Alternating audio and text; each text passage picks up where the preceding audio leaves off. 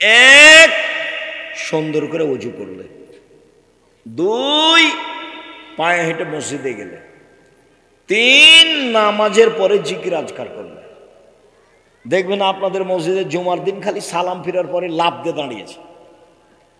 আপনি যদি উমারের নিয়ম পালন করেন তো সমস্যা নেই। উমারের নিয়ম মানে যেমন দাঁড়ালছে করে ঘাট ধরে বসিয়ে, এটা হলো উমর রাদিয়াল্লাহু তাআলার নিয়ম। ঘাট ধরে কি করতে হবে? বসিয়ে দিতে। মসজিদ কেউ তোমার বাবার সম্পত্তি? তুমি মসজিদে এসেছো, মসজিদের নিয়ম নিয়ে চলতে হবে। তুমি মসজিদ যার, তার কাছে অনুমোদিত, এমনি বসা যায় না। আল্লাহ আপনার ঘরে বসবো কি এভাবে কি কথা হবে? পদ্ধতি হলো 2 রাকাত সালাত পড়ো, তাহলে অনুমতি হয়ে গেছে। মসজিদে বসার অনুমতি কি? 2 রাকাত সালাত। মসজিদ যার, তার কাছে অনুমতি নিয়ে বসতে হবে। তা আমি কি এখন আল্লাহকে বলতে পারবো যে আল্লাহ আপনার ঘরে বসবো কি? উনি কি আমাকে বলবেন যে বসেন? তো মানুষের সাথে তো আল্লাহ কথা বলেন না। এখন কি করতে হবে? পদ্ধতি কি? 2 রাকাত সালাত, এটাই পদ্ধতি। এই পদ্ধতিতেই আসতে হবে। তো সুন্দর করে ওযু, পায়ে হেঁটে মসজিদ আর সালাতের পরে বসে জিকির আজকার, এমনি তাৎক্ষণিক উঠা যাবে না। তারপর আল্লাহ রাসূল বলছেন, মান ফাআলা যালিকা আশা বিখাইরিন মাতা বিখাইরিন।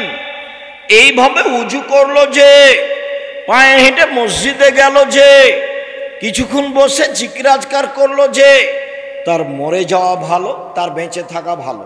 তার মরে যাওয়া ভালো, তার বেঁচে থাকা ভালো। ওয়া কানা মিন খাতিয়াতিহি কারাজুলিন ওয়ালাদাতহু উম্মুহু। তারপর লোকটা হয়ে গেল সেই দিনের মতো যেদিন তার মাতাকে জন্ম দিয়েছে, নিষ্পাপ।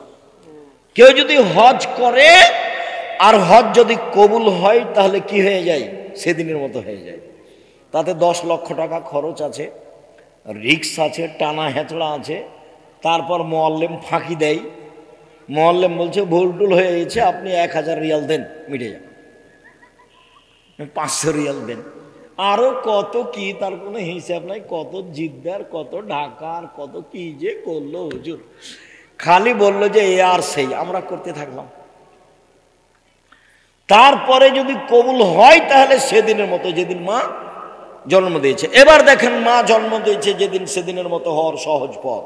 1, সুন্দর করে ওযু। 2, পায়ে হেঁটে মসজিদ। 3, সালাতের বসে একটু পরে একটু জিকির। মনে থাকবে না? মনে হয় তো। রাসূল সাল্লাল্লাহু আলাইহি সাল্লাম বললেন, পৃথিবীর মানুষ সুন্দর করে রুকু করো, সিজদা করো, আমি তোমাদেরকে পিছন থেকে দেখতে পাই। এটা হলো মুআজিজা। এখানে পিছনে চোখ নাই, নবীর পিছন দিকে চোখ ছিল না, কিন্তু দেখতে পেতেন। এটা কি? মুআজিজা, অলৌকিক ক্ষমতা। অলৌকিক ক্ষমতা বুঝেন? আর একটু বুঝিয়ে বলি। মুসা আলাইহিস সালামের সাথে জাদুর পাল্লা হলো কার? ফেরাউনের। তো 100,000 জাদুঘর নিয়ে এসে বলল যে কি করতে হবে? সাপ ছেড়ে দাও।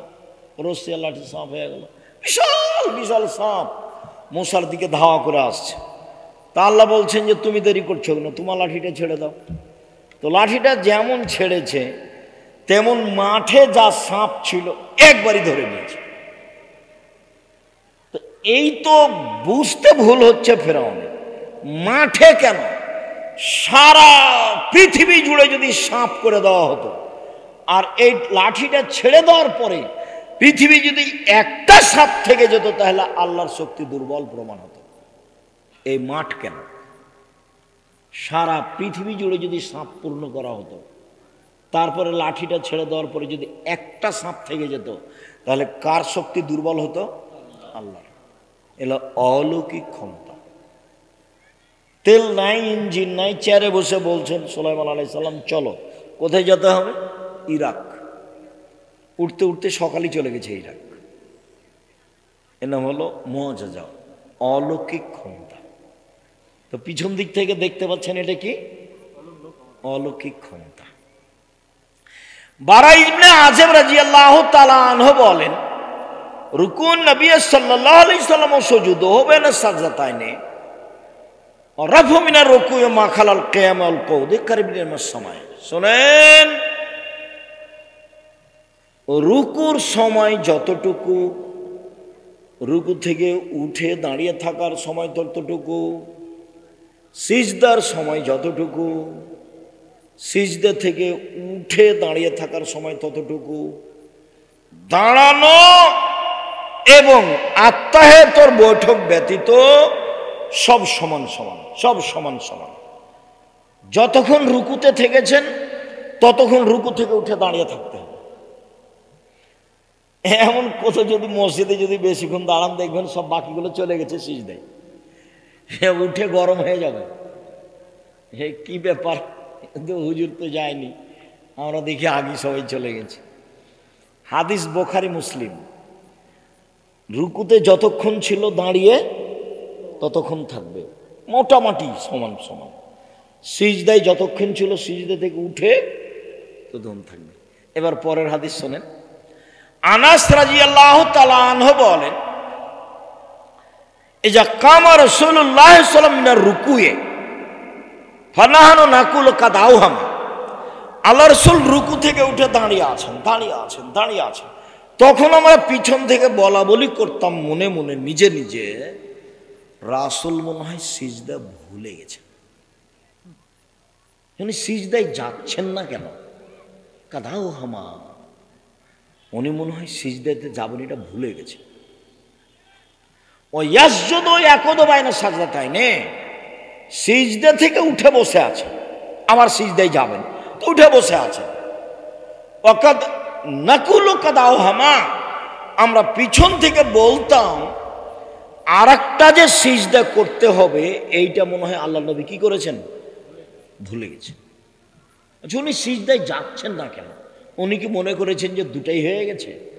পিছন থেকে কে বলা বলি করছেন? সাহাবী। হাদিস বুখারী মুসলিম, মানে সন্দেহের কোনো সুযোগ নেই। যারা যারা আমার উপরে দুর্বলতা পোষণ করেছে তারা আমার উপরে মনের রাগ আছে সেজন্য বলেছে। আমি বলেছি যে আম গাছে জাম ধরতে পারে, ধরে না, অমাবস্যার রাতে চাঁদ উঠতে পারে, উঠে না, সুঁয়ের ছিদ্র দিয়ে লাঙ্গলের ফাল ঢুকতে পারে, ঢোকে না, সুঁয়ের ছিদ্র দিয়ে লাঙ্গলের ফাল ঢোকে যেতে পারে, আম গাছে জাম ধরে যেতে পারে, অমাবস্যার রাতে চাঁদ উঠে যেতে পারে, এগুলো ঘটে যেতে পারে। আমি যেই কথা বললাম সেই কথাতে সন্দেহ আছে বলে কিয়ামত পর্যন্ত চেষ্টা করলে সরিষা ঢোকানো যাবে না, তার নাম বুখারী মুসলিম। তো এখন ওরা মনে করেছে যে উনি এটা নিজের কথা বললেন, তখন খেপে গেছে। আমি কোনোদিন এরকম পর্যায়ে নিজের কথা বলিনি। তখন আমি কোন কথাটা বলেছি যে হ্যাঁ এই কথাটা কোন হাদিসে আছে? বুখারী মুসলিমে আছে। আমার তো সাহস আছেই, যার কারণে আমি নির্ভীক বলি। সন্দেহযুক্ত কথা আমি 90 সাল থেকে নিয়ে এখন পর্যন্ত কোনোদিন বলিনি।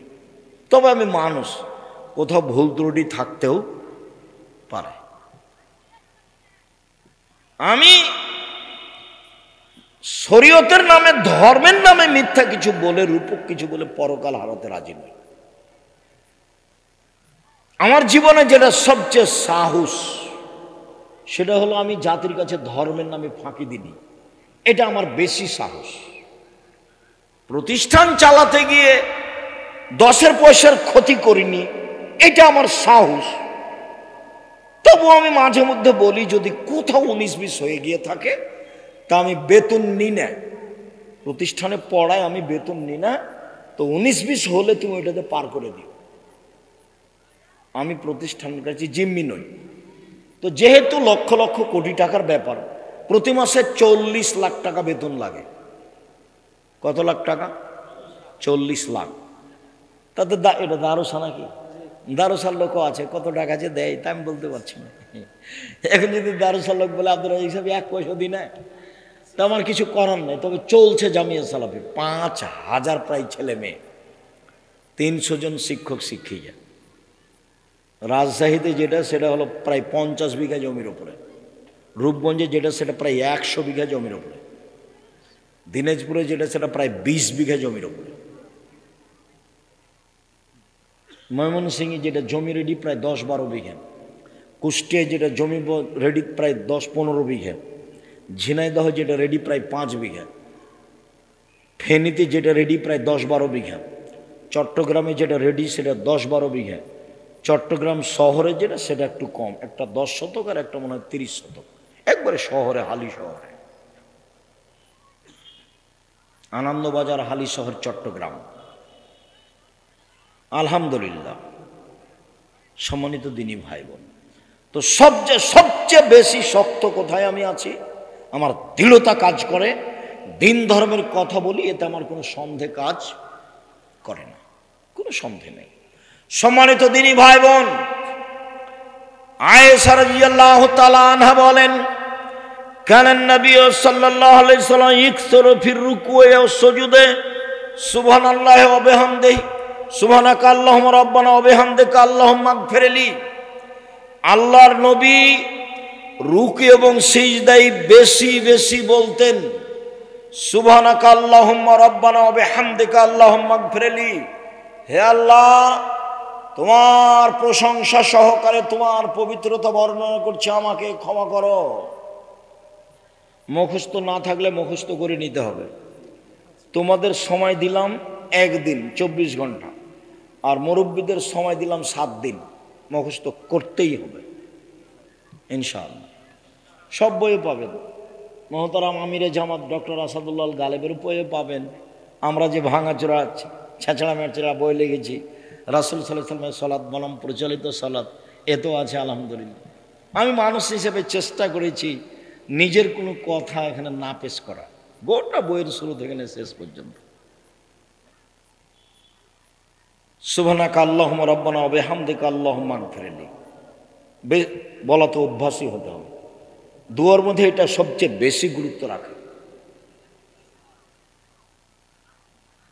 2, আয়েশা রাদিয়াল্লাহু তাআলা আনহা বলেন, কানান নবী সাল্লাল্লাহু আলাইহি ওয়াসাল্লাম ইয়াকুলু ফি রুকুইহি ওয়া সুজুদিহি সুবহান কুদ্দুসুন রাব্বুল মালাইকাতির রূহ। সুবহান কুদ্দুসুন, তিনি পবিত্র, কুদ্দুসুন তিনি অতীব পবিত্র, রব্বুল মালাইকাতে তিনি সব ফেরেশতার প্রতিপালক, ও রূহ জিবরাইলের প্রতিপালক। ইনি পার্সোনাল ফেরেশতা, দামি, খুব সম্মানী। চটকার আর একটা কথা মনে পড়লে একটু বলি, আপনাদের উপকারে আসবে। সেটা হলো এই যে আমাদের নবীকে জিবরাইল আলাইহিস সালাম নিয়ে যাচ্ছেন আল্লাহর কাছে মেরাজ। তো এখন প্রথম আকাশে গিয়ে দেখেন দরজা বন্ধ, তো জিবরাইল বলছেন দরজা খুলেন, তো পাহারাদার বলছে কে? বললাম জিবরাইল। আপনার সাথে কে? মুহাম্মদ। আপনাকে পাঠানো হয়েছিল? জি, পাঠানো হয়েছিল।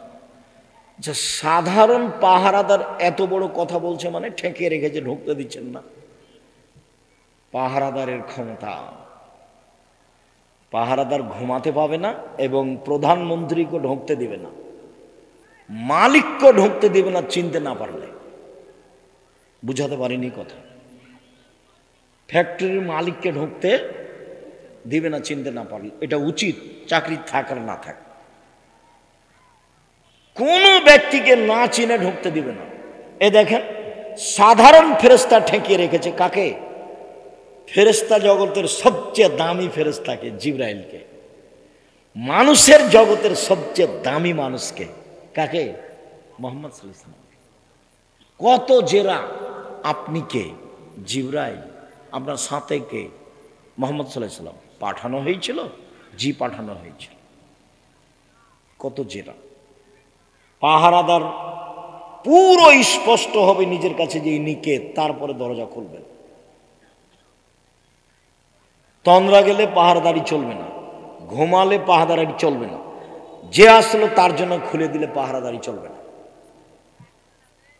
সম্মানিত দিনী ভাই বোন, আবু হুরায়রা রাদিয়াল্লাহু তাআলা আনহু বলেন, রাসূল সাল্লাল্লাহু আলাইহি সাল্লাম বলেছেন, ইজা কালাল ইমামু সামিআল্লাহু লিমান হামিদা, ইমাম যখন বলবে সামিআল্লাহু লিমান হামিদা, আল্লাহ ওই লোকের প্রশংসা শুনলো যে তার প্রশংসা করলো, এইটুকু যখন ইমাম বলবে তখন তোমরা বলো রব্বানা লাকাল হামদ, এ পর্যন্তই।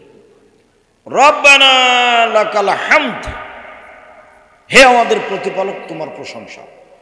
এখন আল্লাহ রাসূল বলছেন মান ওয়াফাকা কওলুহু কওলাল মালাইকাতি গফিরা লাহু মা তাকাদ্দামা মিন জামবিহি। রব্বানা লাকাল হামদ বলতে ভুল করবেন না। ওই সময়তে ফেরেশতারাও বলেন রব্বানা লাকাল হামদ। ইমাম যখন বলেন সামি আল্লাহু লিমান হামিদা, তখন মুক্তাদি বলবে রব্বানা লাকাল হামদ, এবং কে বলবে? আরো ফেরেশতা। ফেরেশতাও বলেন রব্বানা লাকাল হামদ। তা আপনার এই দোয়া আর ফেরেশতার দোয়া যদি একসাথে মিলে যায়, তাহলে আপনার অতীতের সব পাপ ক্ষমা হয়ে গেছে। বুখারী মুসলিম, মিস করবেন না। রব্বানা লাকাল হামদ। তারপরে আমরা যে বলি হামদান কাসিরান তাইবান মুবারাকান ফি, সেটুকু কি? সেটুকু আরেকটা বলি। রাফি ইবনে খাদিজ বলছেন যে কুল্লা নুসাল্লি ওয়ারান নবী সাল্লাল্লাহু আলাইহি ওয়াসাল্লাম, একদা আমরা রাসূলের পিছনে সালাত আদায় করছিলাম। হঠাৎ একটা লোক, যখন আল্লাহ রাসূল বললেন সামি আল্লাহু লিমান হামিদা, তো একটা লোক বলল রব্বানা লাকাল হামদ হামদান কাসিরান তাইবান মুবারাকান ফি। ফালামা ইনসারাফা, আল্লাহ রাসূল সালাত শেষ করে বলছেন মালিল মুতাকাল্লাম, এই কে পরের শব্দগুলি বলল? কে বলল? একজন বলছেন আনা, আমি বলব। তখন আল্লাহ রাসূল বলছেন শোনো শোনো শোনো শোনো শোনো, বিজাত সালাসিনা মালায়েকা ইয়াবতাদিরুনা হাইয়ুহুম ইয়াকতুবুনা, তোমার এই দুয়ার নেকিগুলি 39 জন ফেরেশতা লেখার জন্য তাড়াহুড়া লাগিয়ে দিয়েছে। 30-এর অধিক 39 পর্যন্ত 39 জন ফেরেশতা তাড়াহুড়া লাগিয়ে দিয়েছে এটা লেখার জন্য নাকি।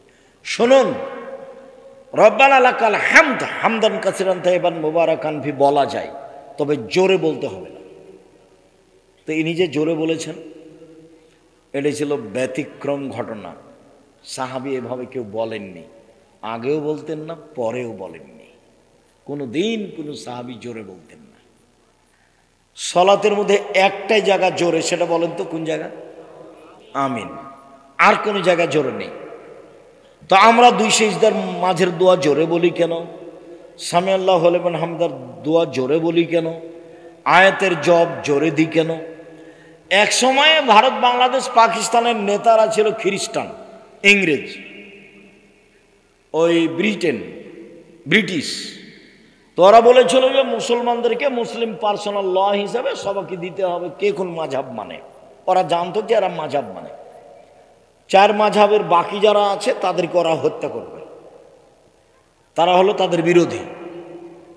তখন আহলে হাদিসেরা কার কাছে আশ্রয় নিয়েছিল? ইমাম শাফি। তখন পরিচয় দিয়েছিল বাগমারার মুসলমানেরা যে আমরা হলাম শাফি গোটা দেশে। তো ইমাম শাফির ফতোয়া হলে এগুলো জোরে বলা। তখন আমাদেরও কাজ কি হয়ে গেছে? এগুলো জোরে বলা। বোঝা যায়নি কথা, এই জন্য আমরা জোরে বলি। তাছাড়া এগুলো জোরে বলার প্রমাণ নেই। সম্মানিত দিনী ভাই বোন, রাসূল সাল্লাল্লাহু আলাইহি সাল্লাম রুকু থেকে উঠে বললেন সামি আল্লাহু লিমান হামিদা, মিলা সামাওয়াতি মিলাল আরজ, আকাশ পরিমাণ প্রশংসা, জমিন পরিমাণ প্রশংসা, ও মিলামা শাইতা মিন শাইইন বাদ, এরপরে তুমি যা চাও সে তোমার প্রশংসা। অন্য এক বর্ণনায় এসেছে রাসূল সাল্লাল্লাহু আলাইহি সাল্লাম বললেন মিলা সামাওয়াতি মিলাল আরজ ও মিলামা বাইনাহুমা মিলামা শাইতা মিন শাইইন বাদ, এরপরে বললেন আহলাস সানায়ে, সত্যই তুমি প্রশংসার যোগ্য। আহাক্ক মা কালাল আব্দ, বান্দা যেটা বলেছে সেটা ঠিক বলেছে। অকুলুন লাকা আব্দুন, সবাই তোমার আমরা দাস। তারপর বলতেন আল্লাহুম্মা লা মানিয়া লিমা আতাইতা, তুমি যাকে যা দিবে তাকে কেউ ঠেকাতে পারবে না। ওয়ালা মুতিয়া লিমা মানাতা, তুমি যাকে দিবে না সেটা কেউ দিতে পারে না। তুমি দিলে কেউ ঠেকাতে পারে না, তুমি যদি না দাও কেউ দিতে পারে না। ওয়ালা ইয়ানফাউ জাল জাদ মিনকাল জাদ, কোনো বিত্তশালীর টাকা পয়সা তোমার সামনে কোনো কাজে আসবে না, কোনো বিত্তশালীর টাকা কোনো কাজে আসবে না। তাহলে এবার কি বলতে পারি? সামি আল্লাহু লিমান হামিদা, রব্বানা লাকাল হামদ হামদান কাসিরান তাইয়িবান মুবারাকান ফি মিলা সামাওয়াতি মিলাল আরজ ওয়া মিলা মা বাইনাহুমা মিলা মা শাইতা মিন শাইইন বা'দ আহলা সানাই ওয়াল মাজদ আহক মাকাল আব্দ ওয়া কুল্লুন লাকা আবদুন আল্লাহুম্মা লা মানিয়া লিমা আতাইতা ওয়া লা মুতিয়া লিমা মানাতা ওয়া লা ইয়ানফাউ যাল জাদ্দ মিনকাল জাদ্দ। তাহলে তো এখন লম্বা সময় দাঁড়িয়ে থাকাই লাগছে। এতক্ষণ যদি ইমাম দাঁড়িয়ে থাকে তাহলে পিছের লোক কি বলবে? এখন মনে হয় ভুলে গেছে, সিজদে মনে হয় আর যাবে না, ভুলে গেছে। সম্মানিত দিনী ভাই বোন, আমি আলোচনা লম্বা না করে আপনাদের সাথে আমার আর একটু জরুরি কথা দু একটা আছে। সম্মানিত দিনী বোন, মহিলাদের ব্যাপারে বললে মহিলারা খুশি না আমরা খুশি? আপনারা আমার দিনী বোন আব্দুর রাজ্জাক সাহেব এসেছেন, কথা বলছেন নাকি? কথা বলিয়েন না, একটু ধৈর্য ধারণ করে থাকেন, কথা বলিয়েন না। আপনাকে আমি আসলে কি বলতে পারি, আমার একটা পরামর্শ নেন আগে, একটা পরামর্শ। সেটা হলে স্বামীর সংসারে দুটা কাজ করিয়েন না। এক, অভিমান করবেন না। দুই, প্রতিবাদ করবেন না। সংসার করা যাক আর না যাক, যদি আপনি বুঝেন যে সংসার করা যাবে না, তো আপনি খোলা তালাক করে সংসার ছেড়ে দিতে পারেন, কোনো সমস্যা নেই। কাজীর কাছে গিয়ে খোলা তালাক করতে পারেন, চেয়ারম্যান মেম্বারের কাছে গিয়ে খোলা তালাক করতে পারেন। তবে যেহেতু সংসারে এসেছেন, দুইটা জিনিস ছেড়ে সংসার করেন, শয়তান সুযোগ পাবে না। এক, অভিমান। অভিমান কি? ওই তো ওরা গেছিল এতে স্বপ্নপুরী, তুমি তো একদিন আমাকে স্বপ্নপুরী দেখতে নিয়ে গেলে না। সবাই খালি স্বপ্নপুরীর কথা বলে। তারপর প্রতিবেশী ধনী মানুষ বউকে নিয়ে কক্সবাজার গেছে, তুমি তখন ব্যবসা বাণিজ্য করো, টাকা পয়সা হয়েছে, তুমি একদিন আমাকে কক্সবাজারে ফিরিয়ে নিয়ে আসো, এর নাম অভিমান। এই ঈদে একটা তুমি আমাকে দামি শাড়ি দিবা, এর নাম অভিমান। একটা থেকে যদি দুইটা অভিমান করেন, আর যদি স্বামী পূর্ণ না করতে পারে কোনো কারণে, তা আপনাকে শয়তান খালি সারাদিন বলবে, হলো দেখলি তোর স্বামী তোর কোনো কথা মানে না, দেখলি কোনোদিন মানেনি, একদিনও মানে না, কি করবি এখন? কর যেটা পারিস, সকালে উঠে বল তো সংসারই করবো না, তুই আমাকে তালাক দিয়ে দে। এটা শিখালছে কে? শয়তান। আল্লাহ বলছেন যে এত তার পাওয়ার, এত তার ক্ষমতা, আর সে একদিন দুই দিন নয়, 1 মিনিট। শয়তানের ইতিহাসে গেলাম, 1 মিনিট, হাদিস, সহিহ হাদিস। আল্লাহ বলেন, এ শয়তান সরে যা, তোকে বললাম যে আদমকে সিজদা কর, তুই করলি না। তো বলছে আমি কেন করব? আমি আগুনের তৈরি, ও হলো মাটির তৈরি, আমি তাকে সিজদা করতে পারি না। বলে তুই সর এখান থেকে, তুই চলে যা। তো ইবলিস বলছে ঠিক আছে, আমি চলে যেতে রাজি, আমার একটা কথা শুনতে হবে। কি কথা? আমাকে কিয়ামত পর্যন্ত বেঁচে থাকার সুযোগ দিতে হবে, এটা হলো দাবি। তা আল্লাহ বললেন না যে তোকে দিব না, এই কথা বললেন না। তা আল্লাহ বললেন আচ্ছা ঠিক আছে, এলা ওয়াক্তি মালুম, একটা সময় পর্যন্ত দিলাম। দেওয়ার সময়তে আল্লাহ কিয়ামত পর্যন্ত বললেন না, বললেন যে এলা ওয়াক্তি মালুম, একটা সময় পর্যন্ত দিলাম। যেমন সুযোগ পেয়েছে তেমন বলছে। দেখেন বলার ঢং কেমন, রব্বি, হে আমার প্রতিপালক। কে বলছে বলেন তো? শয়তান।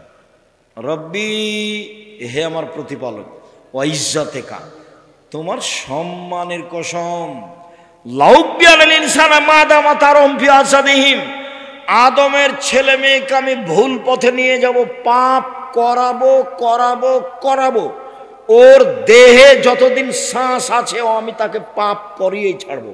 আমি একাই জাহান্নামে যাব, ওকে আমি জাহান্নামে নিয়ে যাব, ও কেমনে জান্নাতে যায় তা দেখে ছেড়ে দেব। পৃথিবীতে সবচেয়ে রিক্সে আছে কে বলেন তো? ইবলিস। সবচেয়ে রিক্সে, 24 ঘন্টা আছে রিক্সের উপরে আছে। যে কোনো মূল্যে আপনাকে আর আমাকে কোথায় নিয়ে যাবে? জাহান্নামে নিয়ে যাবে। আপনি তো কিছুক্ষণ ঘুমাই, আরাম করি, বুঝতে পারি না, ইবাদত করি, ভুলে থাকি, কিন্তু শয়তানের এরকম সুযোগ নাই। শয়তান সবসময় রেডি। অপরতে পৃথিবীতে রিক্সের উপরে বিপদে কেউ নেই। ও বলছে ওর দেহে, আদমের দেহে যতক্ষণ শ্বাস আছে আমি তাকে পাপী করবই। এই ছেলে, তোমাকে বলেছি বহুদিন, আবার বলি, তোমার বড় মোবাইলটাতে ল্যাংটা মেয়ে আছে, তুমি রাত 2টার দিকে এভাবে রেখেছো, 2 মিনিট পরে আবার হাত দিয়েছ। তোমার বান্ধবীর সাথে তুমি কথা বললে, 1 ঘন্টা বলেছো, দিয়ে মোবাইলটা বন্ধ করে রেখেছো, 30 সেকেন্ড পরে আবার কথা বলছো। এগুলো কে করাচ্ছে বলো তো দেখি? শয়তান। কোরআন মাজিদে হাজারো জায়গাতে এসেছে, সব খারাপ কাজকেও ভালো করে দেখায়। খারাপ কাজকে কি করে দেখায়? ভালো করে দেখায়। দেখবেন খালি আপনি সাজাবেন, মেয়েটার সাথে এভাবে কথা বলবো, এখানে কথা বলবো, ওই জায়গায় কথা বলবো, এই কথাগুলি কথা বলবো, বলে নেওয়ার পরে আবার দেখবেন যে ও এগুলো কথা ছুটে গেছে, এরপরে যখন রিং দেবো তখন এগুলো বলবো, এগুলো বলবো। এগুলো কে সাজাচ্ছে বলেন তো দেখি? শয়তান সাজাচ্ছে, ভিতরে কাজ করছে সবসময়। তখন আল্লাহ বললেন না যে তুই পারবি না, এ কথা বললেন না। তখন আল্লাহ বলছেন, এই শয়তান শোন, ইজ্জতি ও জালালি ও ইরতেফায়ে মাকানি, আমার ইজ্জতের কসম, আমার সম্মানের কসম, আমার মর্যাদার কসম, আমার উচ্চতার কসম, আদমের ছেলে মেয়ে যতবার ক্ষমা চাইবে ততবার আমি ক্ষমা করে দেব। আদম সন্তান, মা দাওয়াতানি রাজাওতানি, আদমের ছেলে মেয়ে শোনো, তুমি আমাকে যেভাবে ডাকো আমি সেভাবে থাকি, তুমি আমার কাছে যেভাবে আশা পোষণ করো সেভাবে পূর্ণ করে থাকি, তুমি আমাকে যেভাবে ডাকো আমি সেভাবে থাকি, তুমি যেভাবে আশা পোষণ করো সেভাবে পূর্ণ করে থাকি। আমি পরোয়া করি না তুমি কত বড় পাপী, আমি পরোয়া করি না তুমি কত বড় পাপী, তুমি ক্ষমা চাইলে আমি ক্ষমা করে দিই, তুমি যেভাবে ডাকো আমি সেভাবে থাকি, তুমি যেভাবে আশা পোষণ করো সেভাবে আমি পূর্ণ করে থাকি। কে বলছেন? আল্লাহ। ইবলিস বলল এটা, আর আল্লাহ বললেন এটা। তাহলে আস্তাগফিরুল্লাহ ওয়া আতুবু ইলাইহি বলাই লাগছে। আস্তাগফিরুল্লাহ ওয়া আতুবু ইলাইহি, শ্বাস যেমন নিত গতিতে চলছে, শ্বাস ভেবে চিন্তা ফেলবো, এটা কি মনে হয়? শ্বাস যে আসছে আর যাচ্ছে, তো কোনো চিন্তা ভাবনা আছে কি? খাওয়ার টাইমের জন্য চিন্তা ভাবনা করা লাগে, কিন্তু শ্বাসের জন্য চিন্তা ভাবনা লাগে না। আস্তাগফিরুল্লাহ ওয়া আতুবু ইলাইহি এভাবে চলে আসতে হবে বেখিয়াল। নৌকাতে উঠলাম, দোয়া আস্তাগফিরুল্লাহ ওয়া আতুবু ইলাইহি, খেতে বসতে যাচ্ছি আস্তাগফিরুল্লাহ ওয়া আতুবু ইলাইহি, ঘুমাতে যাচ্ছি দোয়া পড়বো আস্তাগফিরুল্লাহ ওয়া আতুবু ইলাইহি, রাস্তায় চলছি ভ্যানলাতে উঠে আস্তাগফিরুল্লাহ ওয়া আতুবু ইলাইহি। এটা চলে আসতে হবে মুখে স্বাভাবিকভাবে, এটা ছাড়া আল্লাহ করবেন না। আল্লাহ রসুল বললেন যে দামি সম্পদ এক লেসানুন জাকের, ওই জিহ্বা যে এরকম ডাকতে পারে। 3 কালবুন শাকের, আলুর দাম গেছে গেছে, যাক তাতে আসে যায়, যা হয়েছে আলহামদুলিল্লাহ, সামনে বছর হবে। একেবারে হয়রান হয়ে মাথা খারাপ, আর আলুর ব্যবসা করব না, এ করবো না, সে করবো না, বাদ অন্য কিছু করবো, এগুলো একটা বলা হবে না। ব্যবসা রিস্ক নিয়ে করতে হবে, একবার গেছে সব আরো 10 বার আসবে, এগুলো হয়রানি হওয়া হবে না। আলহামদুলিল্লাহ, কি বলতে শিখতে হবে? আলহামদুলিল্লাহ। আর ওই স্ত্রী দামি সম্পদ যে স্ত্রী স্বামীকে দিনের ব্যাপারে সহযোগিতা করতে পারে, দিনের ব্যাপারে সহযোগিতা করতে পারে। তো তোমাকে দিনের ব্যাপারে কি সহযোগিতা করবে? তুমি তো খালি গরম দেখাও, টাকা দিতে দেরি করেছে, কি সহযোগিতা করবে? তুমি রাত 12টায় গেছো, তোমার হাত পা ধরে বলবে আপনাকে আমি খুব ভালোবাসি, আপনার সাথে একসাথে খাবো, এই জন্য ভাত আমি রেখে দিয়েছি, তরকারি আমি রেখে দিয়েছি, আমি আপনার অপেক্ষায় আছি, আমি আপনাকে আমার জীবনের চেয়ে ভালোবাসি, আপনার পায়ের নিচে আমি নিজেকে মিটিয়ে দিতে চাই, আপনাকে আমি কত ভালোবাসি তা আমি অন্তর খুলে আপনাকে দেখাতে পারবো না, আপনি যা বলবেন সেটা আমি করব যদি পাপ না হয়, যা বলবেন সেটা আমি করব যদি পাপ না হয়। যদি বলেন সারা রাত পা টিপে দিতে হবে, প্রস্তুত আছি। যদি বলেন সারা রাত মাথার পাশে দাঁড়িয়ে থাকতে হবে, প্রস্তুত আছি। যা বলবেন তাই, যদি পাপ না হয়। আমার একটা কথা শোনেন, এশার সালাতের পরে বাড়ি চলে আসবেন। এশার নামাজ শেষ, বাড়ি চলে আসবেন। এটা হলো মহিলা তার স্বামীকে কি করছে, দিনের উপরে সহযোগিতা করছে।